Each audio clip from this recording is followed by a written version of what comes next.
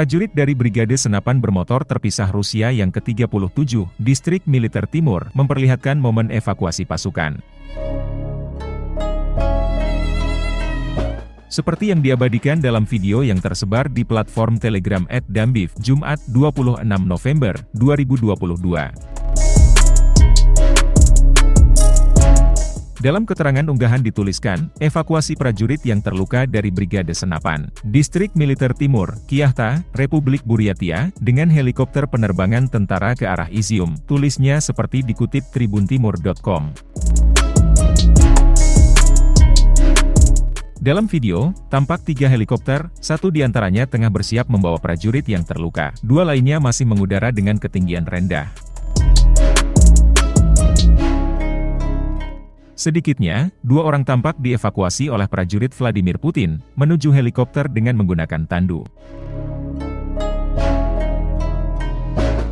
Hingga kini, 2 negara yang terlibat konflik itu, belum terlihat ada tanda-tanda akan berakhirnya konflik yang berlangsung sejak 24 Februari lalu.